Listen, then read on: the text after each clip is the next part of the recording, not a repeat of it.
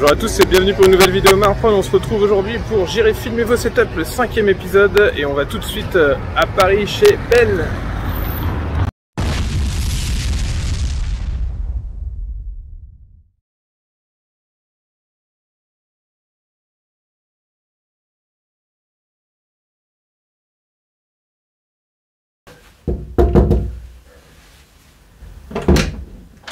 Salut Ben. Oui. Ça va merci de nous accueillir chez toi. Avec grand plaisir, C'était super. Ouais. Alors c'est là que tu fais ton office. Voilà, c'est là Ok. la tanière. Ouais. Yes, alors table de jeu, bureau de travail et tout. T'es bien installé? C'est bel atelier partagé. Un petit coin peinture, modélisme, un petit coin 3D, un coin jeu.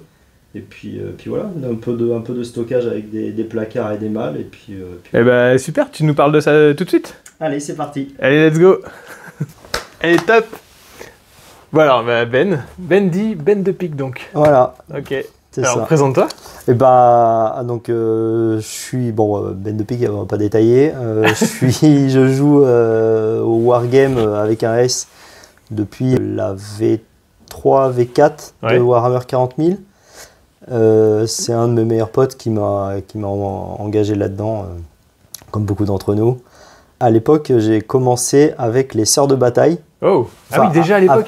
Alors non, pour être tout à fait précis, à l'époque, c'était les Chasseurs de sorcières, le codex Witch Hunter. Ouais.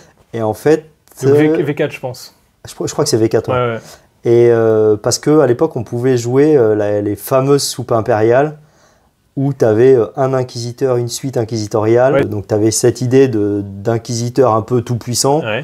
Et avec, je jouais du coup un petit bataillon de sœurs de bataille, un petit bataillon de chevaliers gris, un petit bataillon de Black Templar. Et ça, je trouvais ça quand même assez fun d'avoir vraiment un peu la bande à Basile, un peu hétéroclite pour aller chasser l'hérétique, quoi. Oui.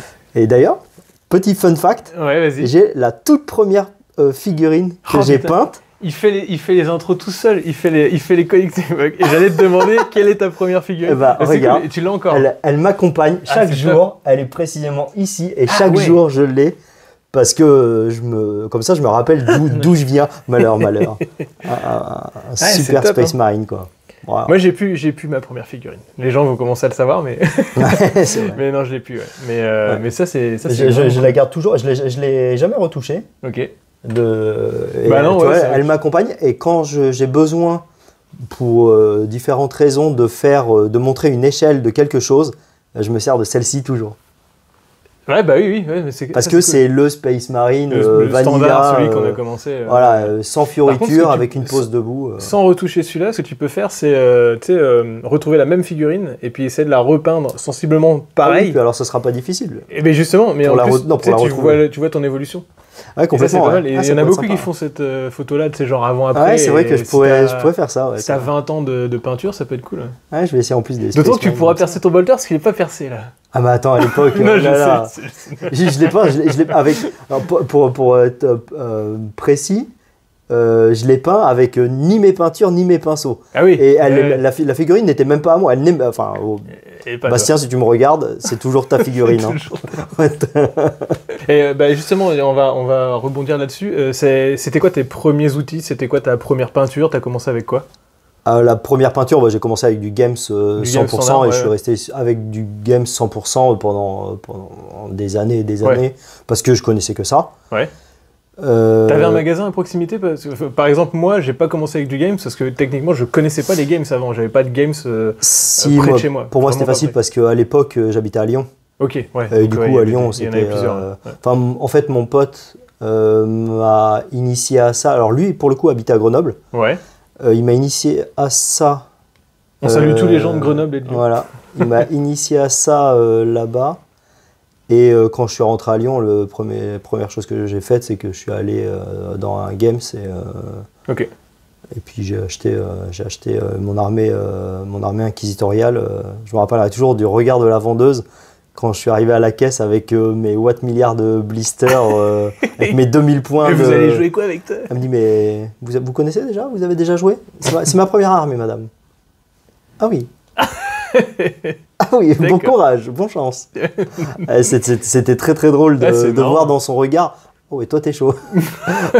Franchement, ça... Oui, parce qu'en en plus, effet, avec le recul, j'étais peut-être un peu trop chaud. Mais c'est vrai que c'était une armée qui était tellement hétéroclite que c'était presque que des personnages en fait. Enfin, c'était que des trucs. Et puis les sœurs de bataille à l'époque, c'était métal.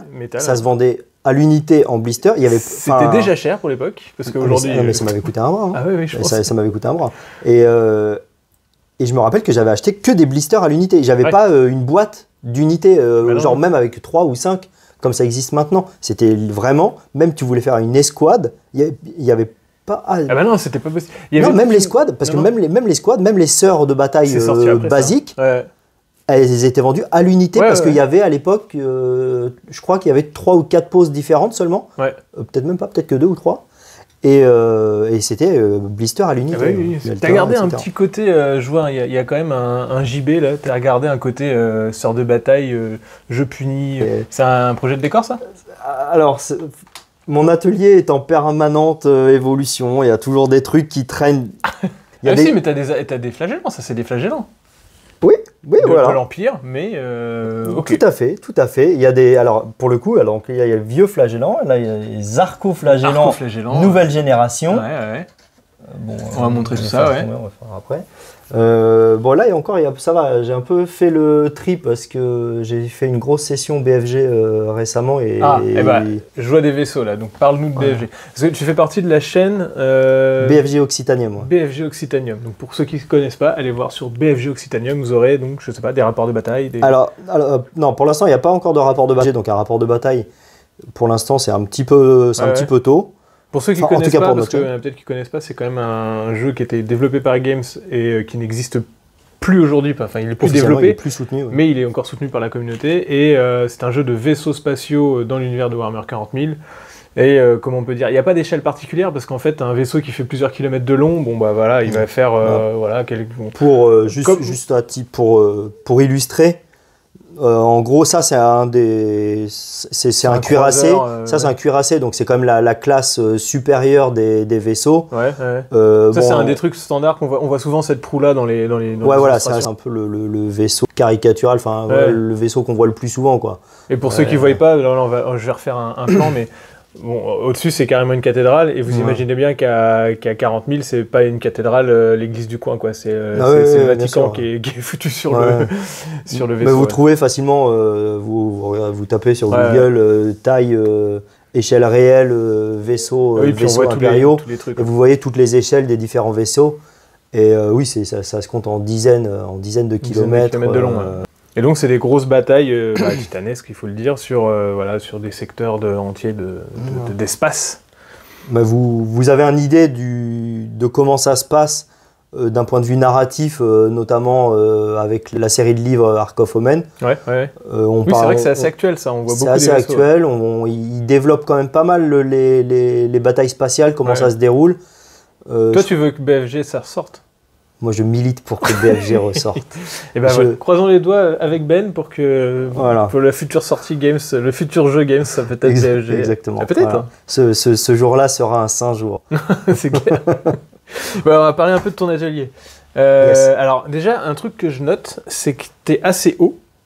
Ouais. Et ça, c'est bien, parce qu'on n'en parle pas assez, mais travailler sur une hauteur de standard de bureau, alors soit vous descendez votre chaise, pour avoir les bras finalement assez hauts pour avoir le dos droit, c'est très important. Parce que même si on a des chaises qui sont pas terribles, il faut avoir le dos droit. Et donc c'est pour ça que tu as fait ça?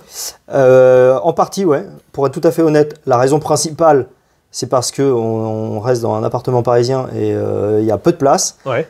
Et du coup, j'ai essayé d'optimiser comme j'ai pu. Et en fait, je me sers surtout des meubles comme support de mon atelier. Ouais. Et du coup, c'est la taille des meubles. Mais en vrai, c'est exactement ce que tu dis quand même, c'est que ça m'arrange bien. C'est que ça me permet d'être assez haut pour me forcer à garder quand même le dos droit en m'approchant et en me mettant sur l'atelier. Parce que typiquement, si je me mets sur la table du salon, elle fait facilement 20 cm de moins. Et en effet, là, je suis tout comblé. Alors, tu viens de dire appartement parisien. Je pense qu'il y en a qui seraient jaloux d'une installation pareille à Paris. Attention, je suis un peu dans la norme haute de l'appartement parisien quand même. Non, mais même au niveau de l'espace. En termes d'espace, je parle, bien sûr. C'est pas donné à tout le monde, donc c'est cool. Ça veut dire que t'es une femme cool aussi. La meilleure femme. Ouais, tu l'as dit. Non mais alors, pour le coup, non mais c'est vrai. C'est important ce que tu dis parce que déjà, mine de rien, elle me laisse faut que quand ça même soit avoir... accepté par les deux Ah, parties. complètement. Elle me laisse complètement avoir cet espace.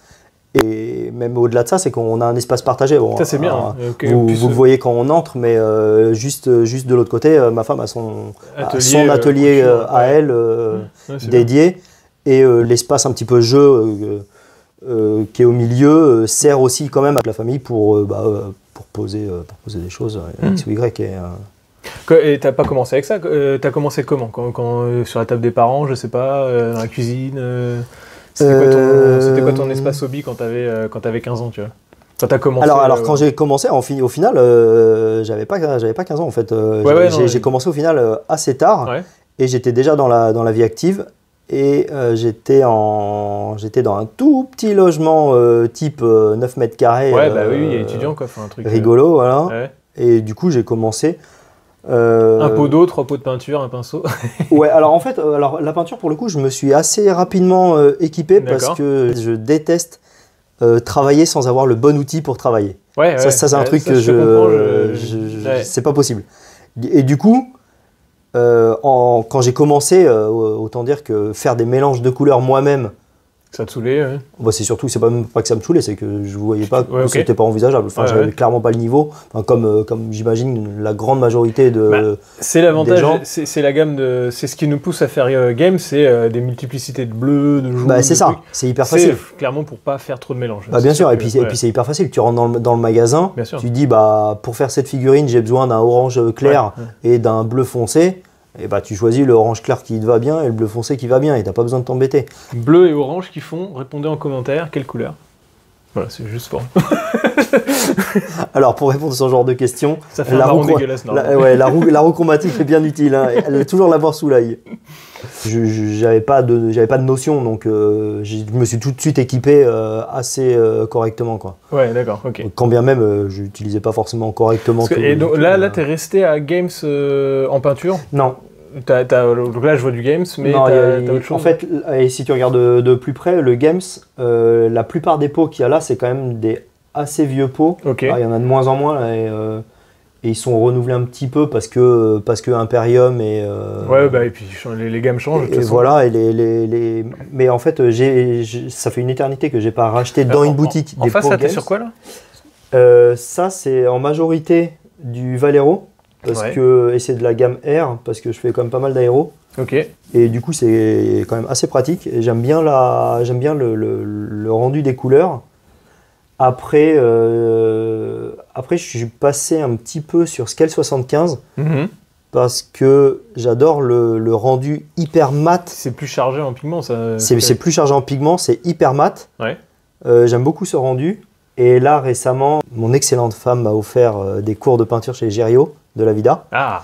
Et j'ai découvert avec lui la peinture AK. Ouais. Et alors là, on est dans un monde parallèle en fait. Ah oui, d'accord. Okay. Ah oui, c'est... Enfin... Ouais, c'est vrai que Gerio est pas trop peinture game, s'il peint beaucoup. Je sais pas si c'est parce que c'est adapté à la méthode que Gerio apprend, mais en tout cas, le combo, sa méthode plus cette peinture, c'est ouais. Enfin, j'ai trouvé ça incroyable en fait. D'ailleurs, c'est un bon conseil, ça. Si vous êtes bloqué sur un truc, vous sentez que vous évoluez plus, voilà, en fait, les professionnels, ils sont là pour ça, en fait. Ah oui, complètement. Quand un mec comme Gerio, il peut carrément vous débloquer, même vous orienter vers un autre style, et puis sortir de... En fait... il y a toujours un moment, et c'est normal, en fait, qu'on puisse pas... Je veux dire, il y a autant de tutos sur Internet, mais il faut quand même, au bout d'un moment, pratiquer et aller voir des pros. Après, on voit tous la pédagogie d'une manière différente et l'apprentissage d'une manière différente. Gerio, quand tu utilises le fouet, tu as tendance à bien... tu te redresses et tu regardes par terre. Ouais. Mais non, pour le coup, c'est un excellent professeur. Déjà, j'ai appris à choisir un peu mieux ma couleur de base. Avant, je faisais tout en noir. Enfin, tu vois, je faisais ma sous-couche en noir et après, je partais directement sur la couleur que je voulais quasiment pour le rendu final. Ouais, je vois. Tu vois, c'est l'ultra basique. Là, j'ai appris à revoir finalement les... Déjà, même avant même de choisir ma couleur sur ma figurine, déjà à préparer ma palette. Tu vois, déjà rien que ça en fait. Ouais, préparer mon matériel, préparer ma palette, préparer déjà le schéma de couleur. Alors, tu vois, par exemple, je prends l'exemple de cette figurine. Ouais. C'est une figurine de Squidmar miniature. Ok. Ah bah on va faire de la cube là, regarde. Hop. J'ai vu ça tout à l'heure. Ouais, ça c'est une gamme qu'il a fait de pinceaux. C'est Squidmar le youtubeur. Ouais, c'est le Squidmar. Alors non, je vais couper. Non, ouais. Mais et donc il t'envoie ça là-dedans, c'est super cool. Ouais. Bah c'est sa gamme de pinceaux. Ouais, c'est sa gamme de pinceaux. Ouais. Ok.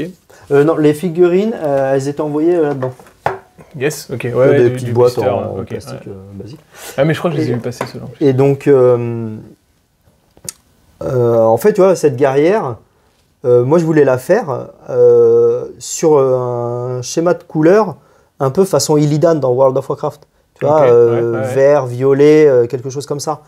Et bah tu vois, les cours, les bases, la préparation surtout, m'a permis de commencer déjà la peinture d'une manière bien supérieure à ce que j'aurais fait avant en fait.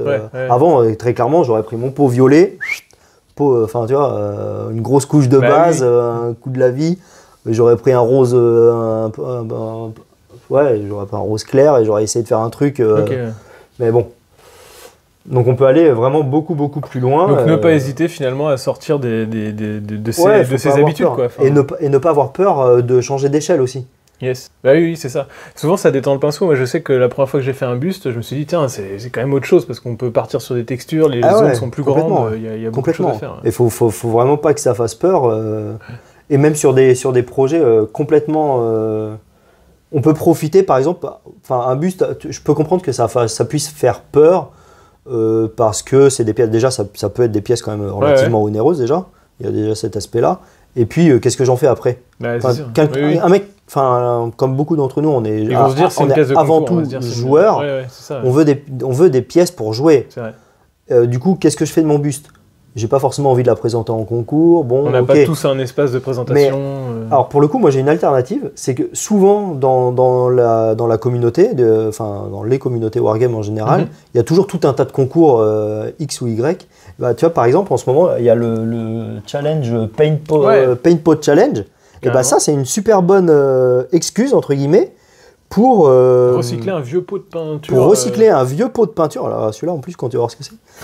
Et en même temps, s'entraîner à la peinture sur une échelle différente. D'accord.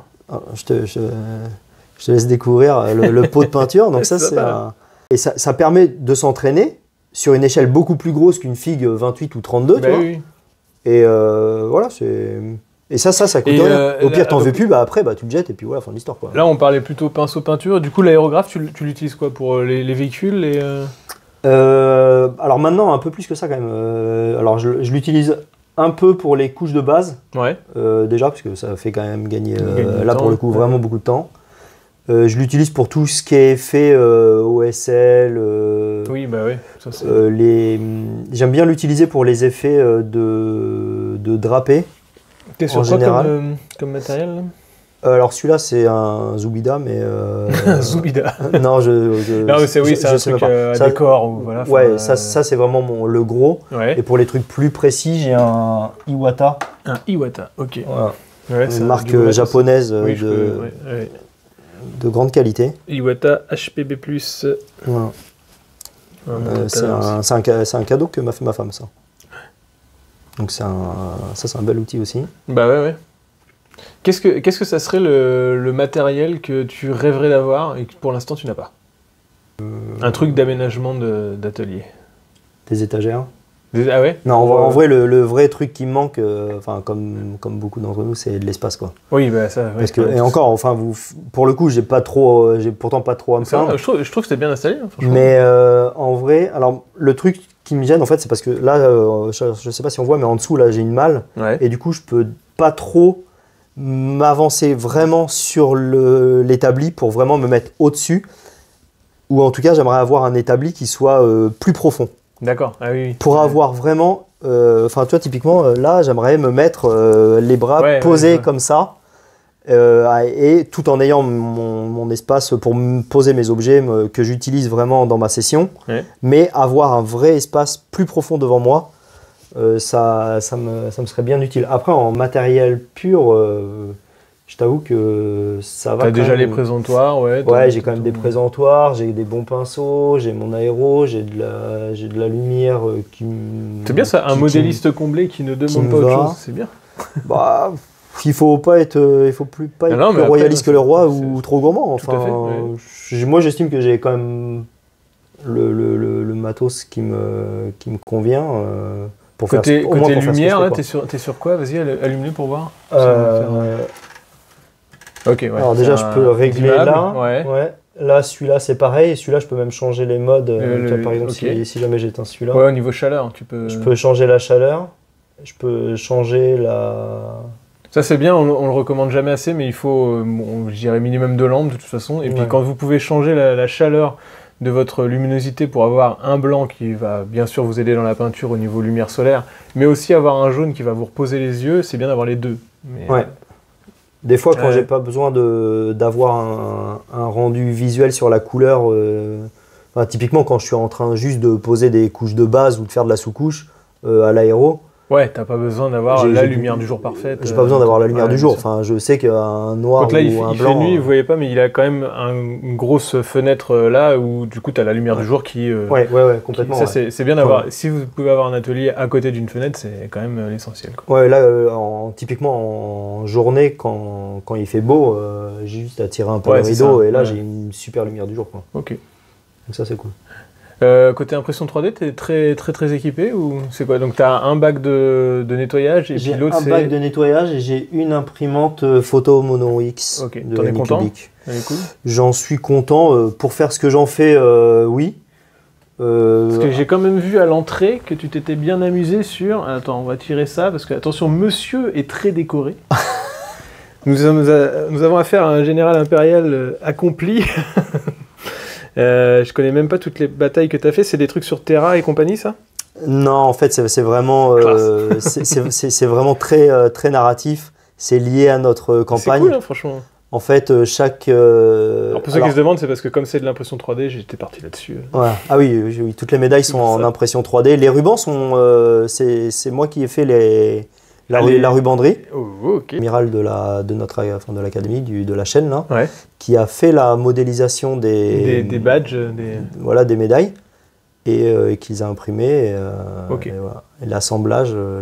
Et alors, côté impression 3D, c'est indispensable pour toi ou c'est un plus, mais...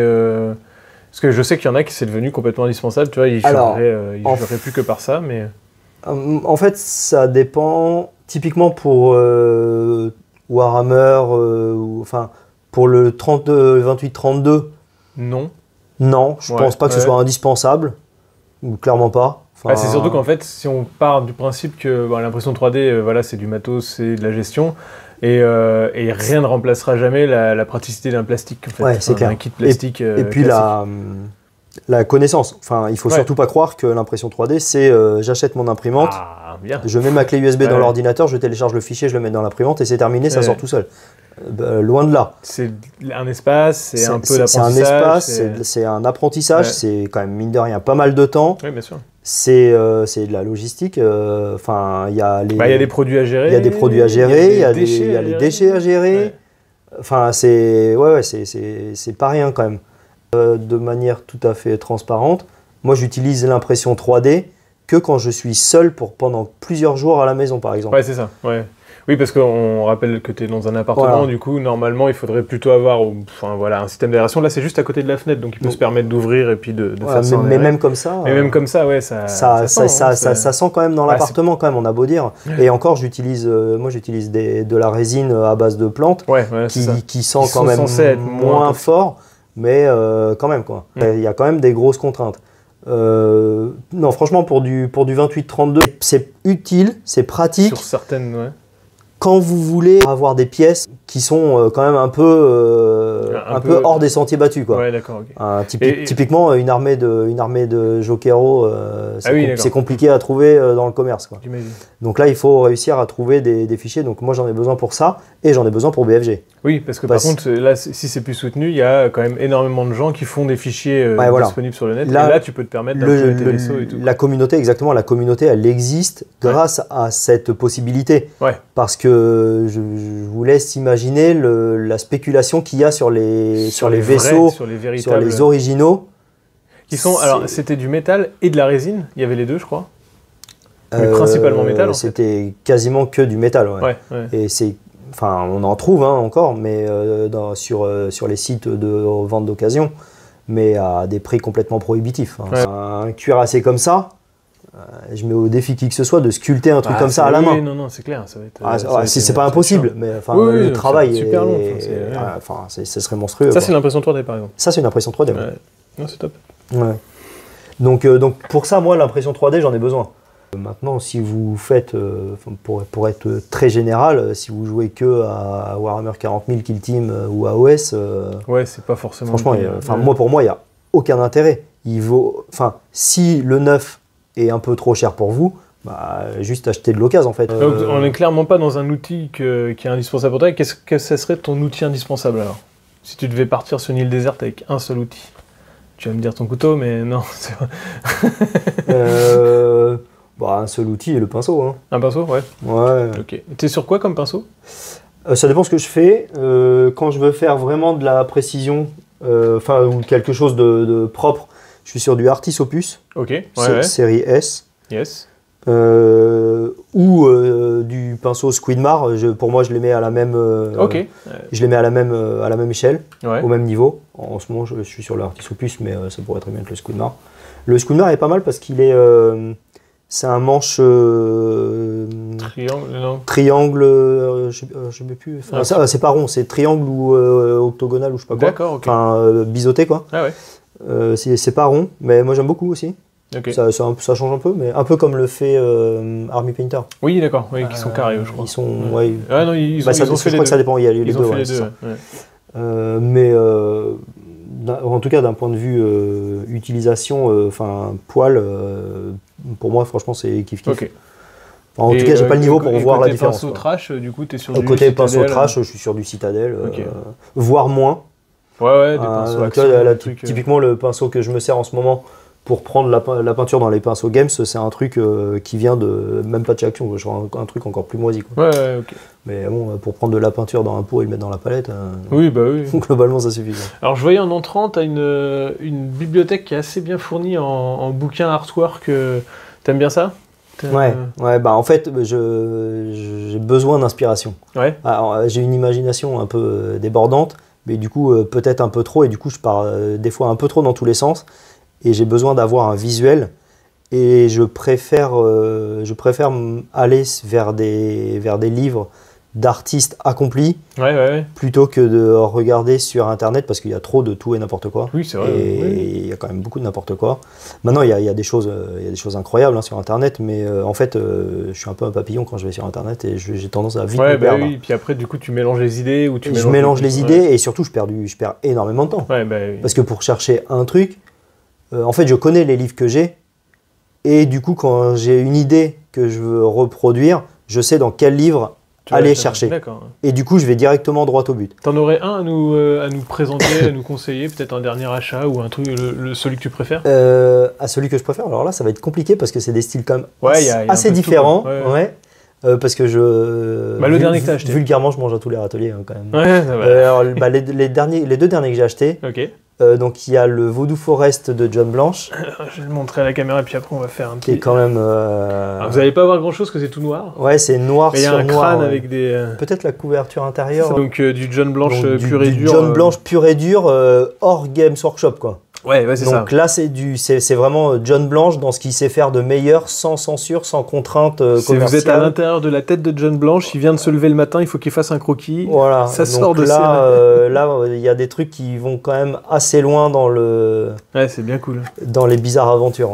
Ouais. Ok. Mais c'est d'un point de vue inspiration et créativité, là, c'est quand même assez dingue. Ouais. Par contre, c'est un livre donc du coup en noir et blanc, donc c'est vraiment là pour la stimulation intellectuelle, j'ai envie de dire. Maintenant, plus vraiment dans les images, il y a le livre de Patrick Jones. Patrick J. Jones, pour ceux qui connaissent. Qui est un des illustrateurs de Conan le Barbare. Du premier Conan, ouais. Ouais, du premier, ouais. Donc c'est un artiste qui est Oh, démonétisation. Oh, démonétisation 2 fois, 3 fois. Donc c'est vraiment un livre incroyable avec vraiment des illustrations folles. Et le mec est capable de reproduire.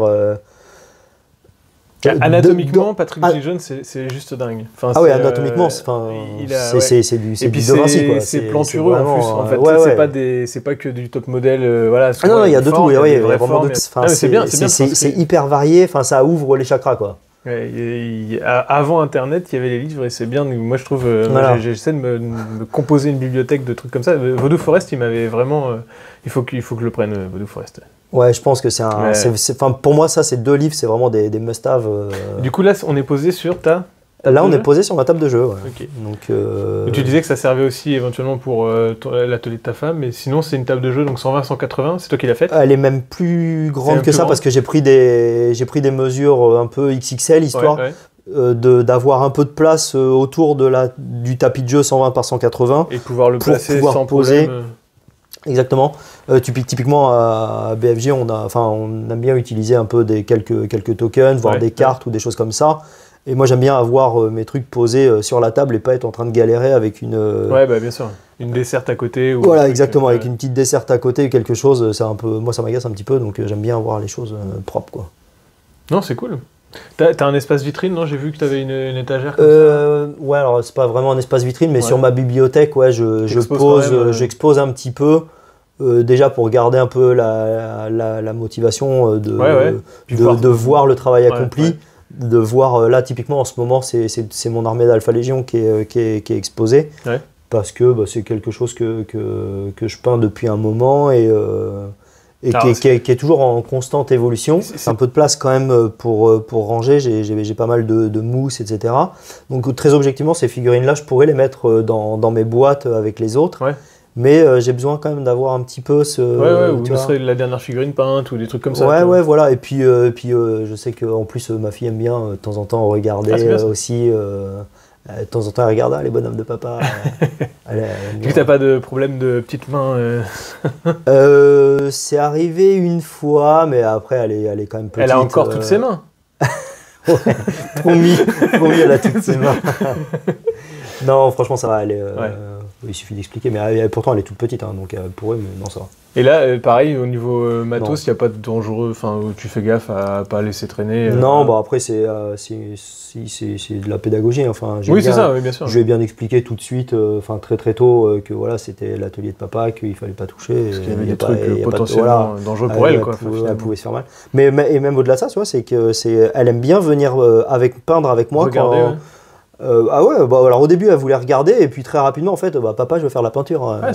Et en fait tu vois donc il y a la caisse en dessous et ce que je fais c'est qu'elle a une petite chaise à sa hauteur et tu tires la caisse. Ouais, en fait c'est ça, je tire la caisse et je l'installe, en fait la caisse lui sert de table et elle peint à côté et comme ça l'occupe un petit peu. C'est bien, si elle a réussi à se motiver toute seule, c'est l'essentiel. Ouais, c'est marrant. Se motiver, je pense non, mais voilà, elle veut faire comme papa au début. C'est ça, en fait, c'est ça, c'est qu'elle veut faire comme papa, et puis ça l'amuse, quoi. Et elle a même ses figurines à elle, tu vois, qui sont là. Alors, ça fait à peu près 72 fois qu'elle est peinte. Hein. Je pense qu'il y a à peu près tout. Je pense que toutes les peintures. C'était une demoiselle du lac qui est devenue porte-peste. Ouais, tu vois, typiquement, ça, c'est de l'impression 3D. Ok. Ouais, c'est vrai que pour ça, c'est bien. Ouais. Et pour ça, c'est bien, parce que ça, clairement, ça m'a rien coûté. Tu voulais pas lui donner un démon majeur de corne à 150 balles? C'est cool. Il y a des paillettes, c'est une fille. Il y a des paillettes. Oui, il y a des paillettes. Mais non, mais c'est cool. C'est bien de pouvoir faire ça en famille. Ouais. Donc là, ton espace, t'es comblé pour toi. Tu m'as dit que t'avais pas besoin de plus de matos. T'es suffisamment bien avec ta table de jeu. Ouais, ma table de jeu, tu vois. Mis à part l'espace, on voudrait tous avoir un château. Ouais, c'est ça. Château de modéliste. Mais non, tu vois, ma table de jeu, c'est comme une grande table. Tu vois, j'ai une grande malle en dessous pour ranger quand même un paquet de trucs. Non. C'est pas une malle au trésor, tiroir. Alors, tiroir de la honte. Alors non, celle-ci non. Celle-ci c'est une malle de stockage. Stockage décor de stockage décor, principalement. Parce que pas que du décor, mais. T'en es où dans les projets? Je suis sûr que t'as des trucs pas finis. Dis-le. C'est là. Là, celui-là, il est critique, les gars. Là, ce placard-là, il y a toute la moitié du placard, c'est que de la boîte non peinte. Et il est full. On est tous pareils. Et il est littéralement... Je peux plus rien mettre dedans. Ok. Ouais, c'est tristesse. Ah là, on est tous pareils. Mais ceci dit, c'est pas comme si je procrastinais. Je peins, franchement, je peins quand même pas mal. Enfin, en termes de quantité, pas forcément en termes de qualité, mais en termes de quantité, en tout cas, j'estime quand même avoir un niveau de débit assez conséquent. Mais le problème, c'est qu'il y en a autant qui sortent qu'il y en a qui rentrent, quoi. Oui, c'est ça. C'est toujours ça le problème. Bon, bah écoute, je sais pas, je pense qu'on a tout fait. Est-ce que tu aurais un... Alors non, je t'ai pas demandé si tu devais garder un seul jeu, et t'as pas le droit de dire Battlefield Gothic, ça serait quoi? Ah, c'est vrai, là t'es dur avec moi. C'est dur. Là t'es dur avec moi. Un seul jeu sans BFG.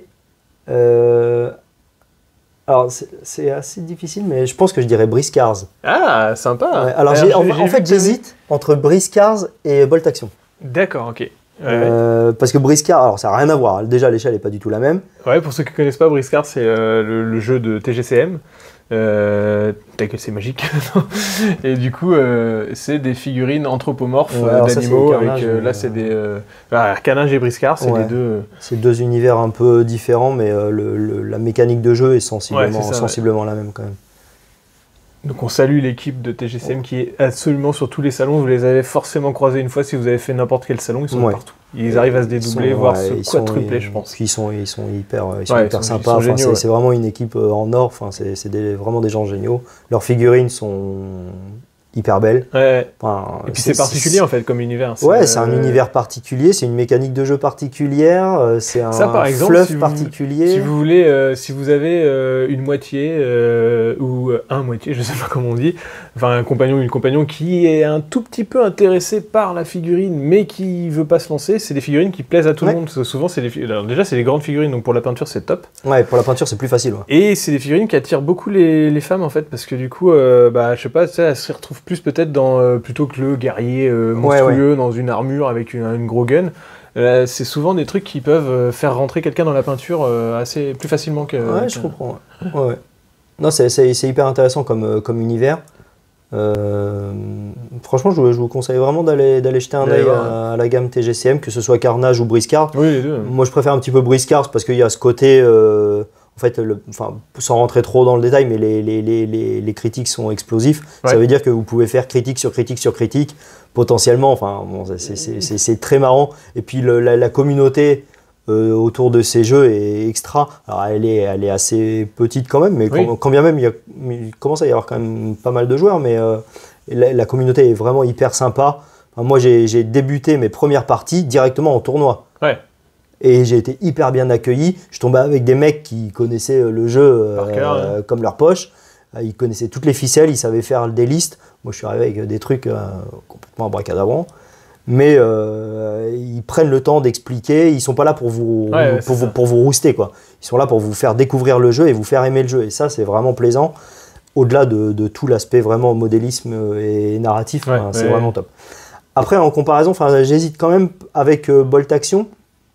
Parce que Bolt Action, c'est pour moi la meilleure mécanique de tous les jeux confondus. D'accord. Alors là, pour le coup, on est vraiment dans du pur wargame, pur et dur. Mais c'est une mécanique qui est adaptable, franchement, même à 40 000 ou à n'importe quel type de jeu. Mais c'est pas la peine, n'importe quel univers. Quoi. Games ne t'écoutera pas. Games, si vous m'écoutez, arrêtez avec votre système moisi. Arrêtez. Surtout que là, ça se trouve, la V10 sera sortie, et puis les gens commenceront à se rendre compte que ça n'aura pas changé. Et mais bien sûr, on vous vend du rêve. Arrêtez. Donc Bolt Action, j'aime beaucoup parce que c'est une mécanique de tour aléatoire, et non même pas alternée. Et le fait que ce soit de l'aléatoire, ça donne une dimension, une profondeur tactique et stratégique qui est incroyable, parce que vous devez faire des choix. Vous pouvez établir tout à fait une stratégie, mais en prenant en compte que potentiellement, vous pouvez faire 3 tours d'affilée, comme ça peut aussi être l'adversaire. Mais si vous faites 3 tours d'affilée maintenant, ces 3 tours-là, ils vont se retrouver à la fin de la partie. Et d'accord. Enfin, à la fin du tour. Quoi. Voilà. Enfin, il faut réfléchir vraiment à plein de choses. Et il y a un aspect vraiment tactique, enfin, moi, que je trouve incroyable. Ça, c'est vraiment top. Eh ben, écoute, merci à toi. Est-ce que je sais pas. Merci de nous avoir accueillis ici. Merci d'avoir fait partie du 5e épisode. Tu sais que tu seras le 5e. Ok. Tu viens de l'apprendre. Ouais. C'est toi l'épisode spécial, tu vois, le petit 5, voilà. Ok, trop bien. Est-ce que, je sais pas, un mot de la fin? Grand plaisir. Mot de la fin, non. Merci à toi de nous faire partager ça. Enfin, c'est une série moi, que je trouve intéressante de voir aussi, sans se comparer et faire non, bien sûr. Chacun, je sais pas quoi, mais c'est intéressant de voir aussi les équipements et surtout l'appréhension du hobby par les autres, en fait. Ça c'est vraiment cool. Ouais. Selon ou même d'où on part en fait, tu vois, genre on commençait sur leur petit plan de travail sur la table de la cuisine, ou alors d'autres voilà. Moi je sais même plus comment j'étais, tiens, mais je vous ferai un épisode spécial un jour. Je serai filmé par quelqu'un. On pourra inverser les rôles si tu veux, y a pas de problème. Mais merci à toi, merci beaucoup, et puis c'était cool de m'accueillir là. En plus je squatte chez toi, donc non, c'est super. Non, t'es le bienvenu, merci à toi. Il n'y a aucun problème. Et on se retrouve pour bientôt un 6e épisode. Salut. Alors j'espère que cet épisode vous aura plu. On était donc chez Ben de Pique. C'était un épisode un peu particulier parce que c'était le 5e. Et donc je remercie grandement Ben qui était un de mes premiers tipeurs et qui est encore le premier tipeur parce que je viens d'arriver sur Tipeee. Donc pour ceux qui veulent me soutenir, n'hésitez pas à aller sur tous mes réseaux, à vous inscrire sur YouTube, Facebook, Instagram, etc. Et pour ceux qui peuvent bien sûr m'aider, commandez-moi des figurines avant tout et éventuellement quelques tips sur Tipeee. Merci à vous et puis à bientôt. J'espère que cet épisode vous aura plu. N'hésitez pas à le commenter en commentaire. Et puis à bientôt à tous et bon modélisme.